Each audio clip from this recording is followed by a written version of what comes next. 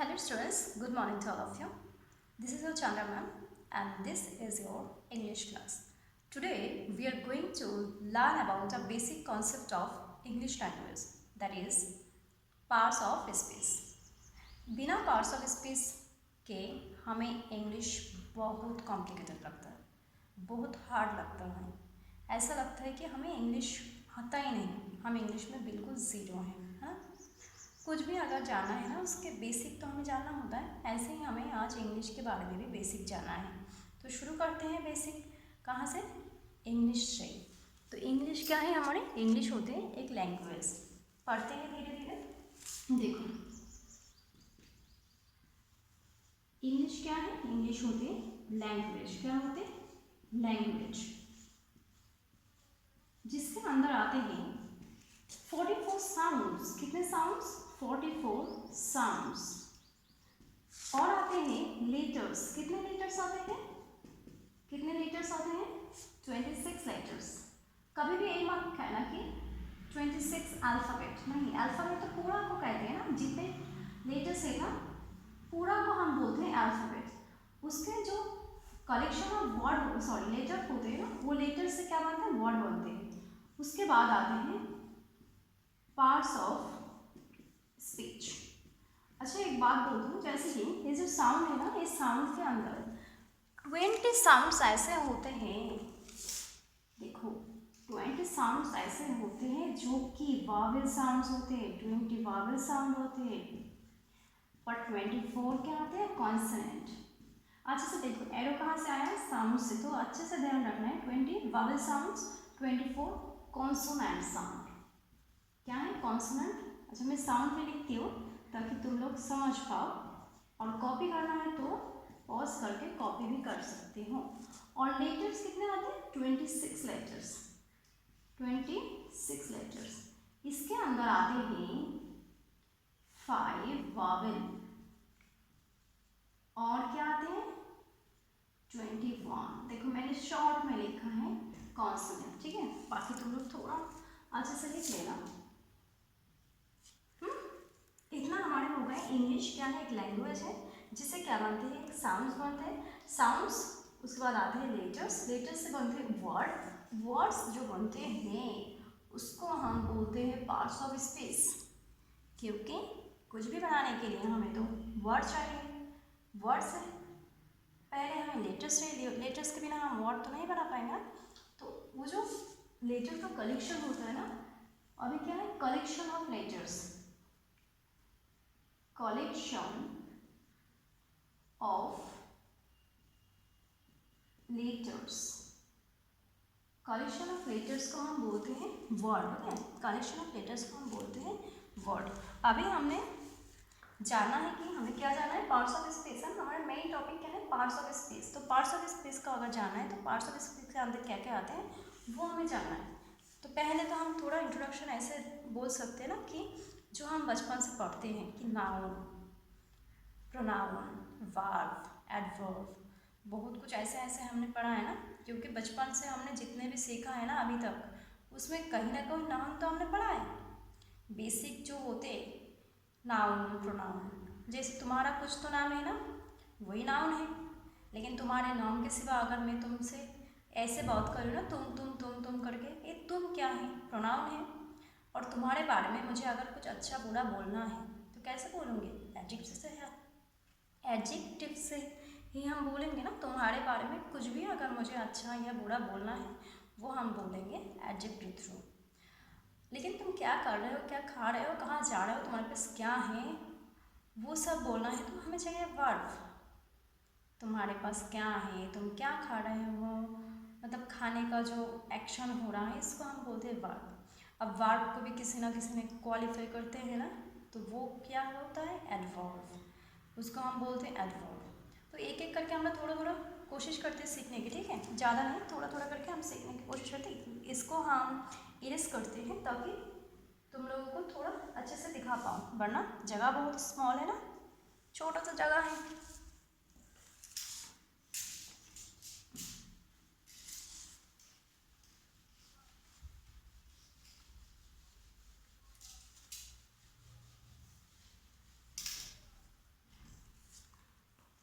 Okay, तो देखो हम करते हैं नाउन। नंबर 1 पे आते हैं नाउन, ऐसे नंबरिंग करके लेना। नाउन जो कि क्या होता है, एक नेमिंग वर्ड होते हैं। क्या होते हैं, नेमिंग वर्ड, और we can say name of anything, name of anything. Okay, ऐसे हम बोल सकते हैं। एग्जाम्पल लेते हैं फिर।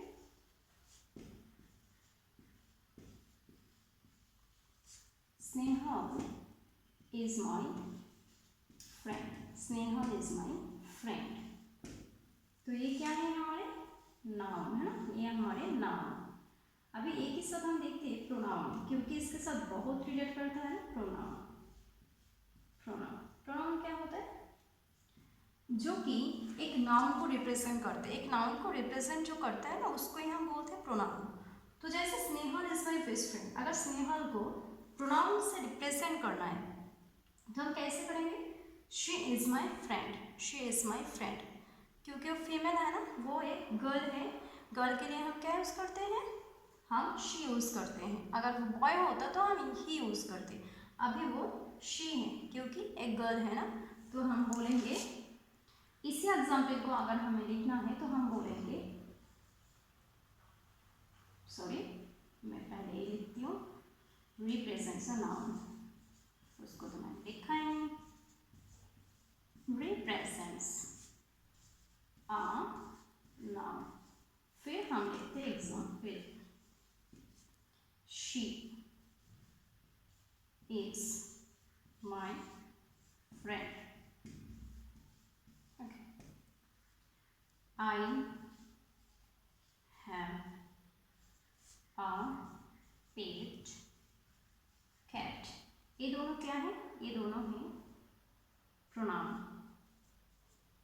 प्रोनाउन है, ये दोनों प्रोनाउन है। अगर थर्ड पे हम आते हैं ना, थर्ड पे तो हम लिखते हैं वर्ब, क्योंकि अभी हम थोड़ा वर्ब को पढ़ते हैं।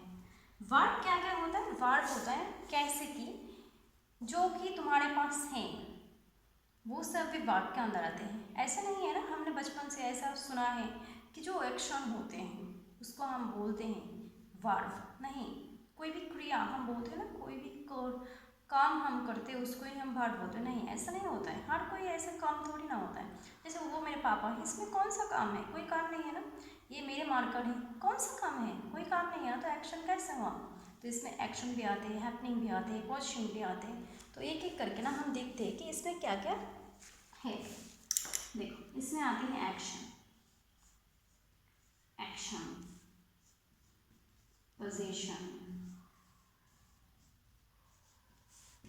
Happening,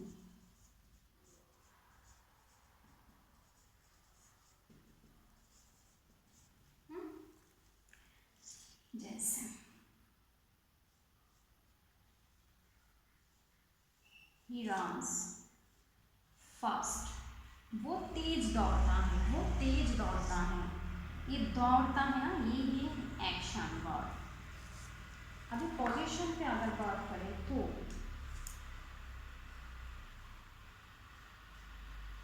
he is my father, वो मेरे पापा हैं, वो मेरे पापा हैं। अभी I have a car, I have a car, यहाँ लिखते हैं I have a car। ठीक है, तो ये हो गए सेकेंड वन, ये हो गए थर्ड वन, ये हो गए first one.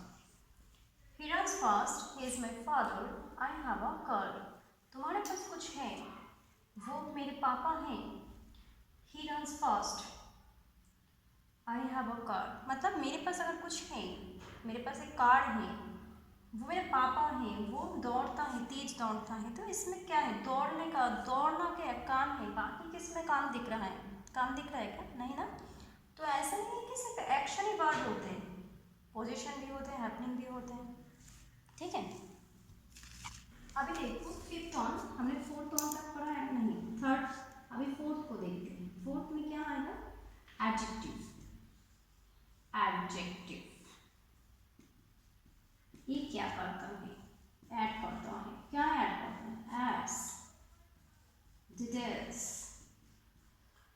Sorry extra details होना था, मैंने सेल्फ डिटेल्स लिख दिया। A extra details to the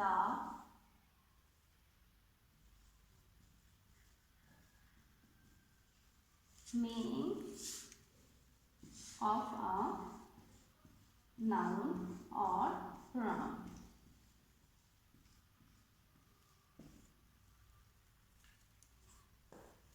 जैसे मेरे भाई एक अच्छा सिंगर है, मेरे भाई एक अच्छा सिंगर है, तो इसको हम कैसे बनाएंगे, ऐसे बनाएंगे ना, my brother is a good singer।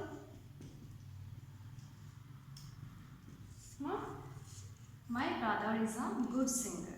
Okay, तो ये जो गुड है ना, ये गुड हमारे क्या है, एडजेक्टिव।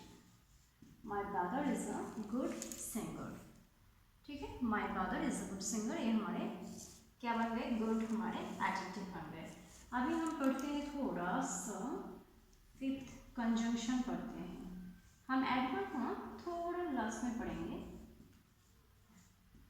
कंजंक्शन क्या होता है, जो कि रिलेटिव वर्ड होते हैं, रिलेटिव वर्ड, सॉरी जोड़ने का जो वर्ड होते हैं ना,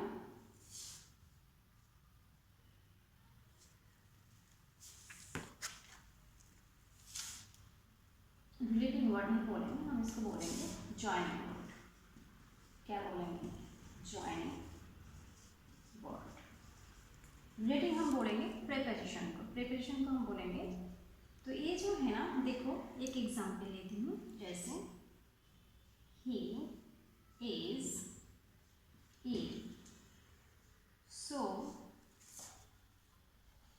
ही cannot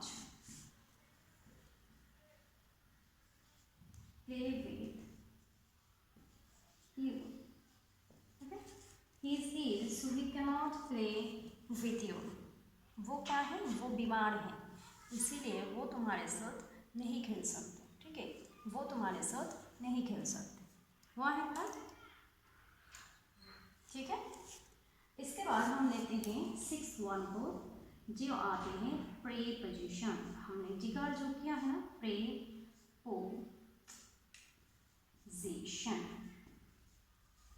ओके, जो क्या होता है, रिलेटिव वर्ड। देखो अच्छे से ध्यान रखना है, रिलेटिव वर्ड। एक क्या पढ़ा है हमने, ज्वाइन, इसलिए इन दोनों को पास पास करा रही हो ताकि तुम लोगों को ध्यान रहे कि कंजंक्शन जो होते हैं ना, ज्वाइनिंग वर्ड होते हैं। देखो ये क्या किया, ये जो कंजंक्शन है ना, ये क्या किया, ज्वाइन किया है ना, ये क्या है, कंजंक्शन, ये क्या किया, ये ज्वाइन किया है ना, और ये देखो रिलेट करेगा, रिलेटिव वर्ड। देखो he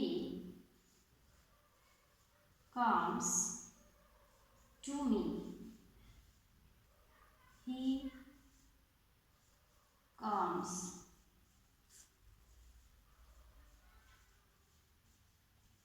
because of me। तो ये जो है ना, to me because of me, हाँ, he comes to me, वो मेरे पास आते हैं, he comes because of me, मेरे लिए आते हैं। और भी देखो, अगर यहाँ पर हम because या because of या फिर to के जगह हम ऐसे लगाए, he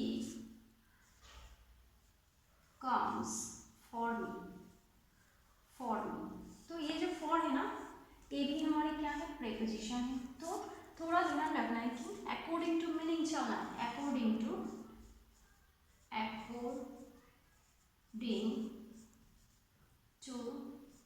the meaning, according to the meaning, इतना तक देख सकते हो ना, according to the meaning.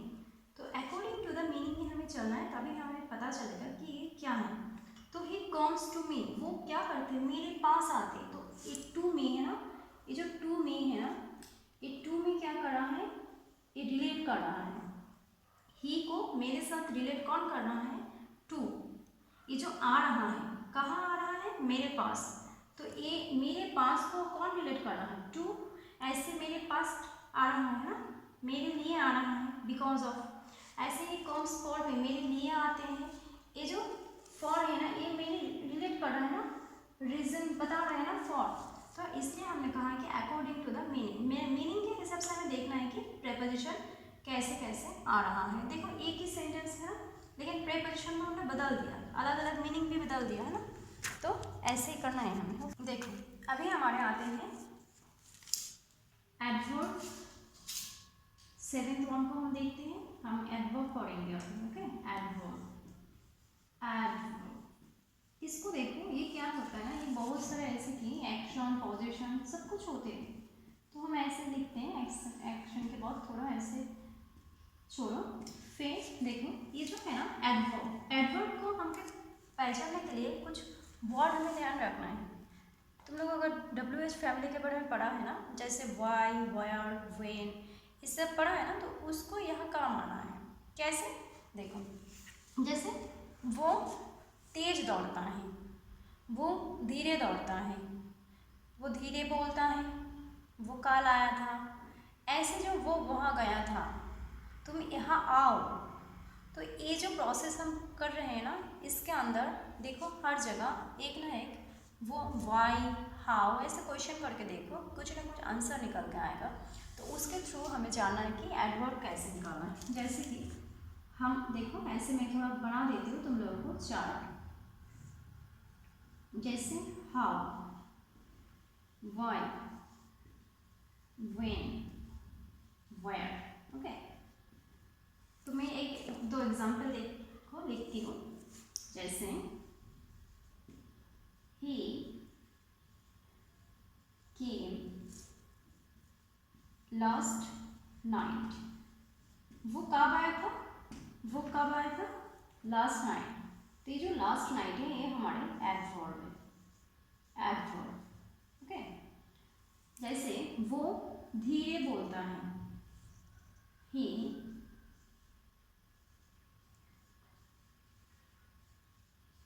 speaks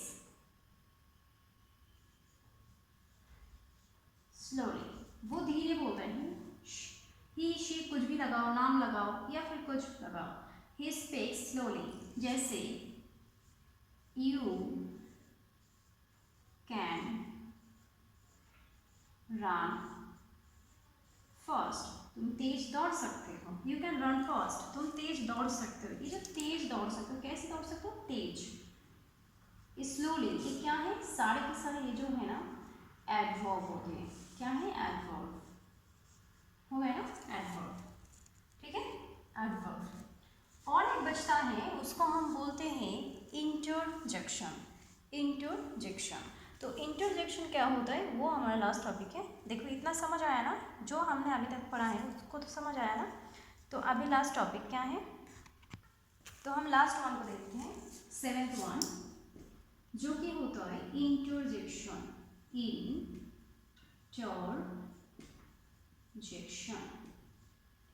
interjection होते हैं, क्या होता है कि ये क्या करता है, टू शो हाउ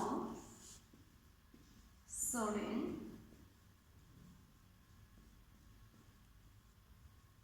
एक्सप्रेशन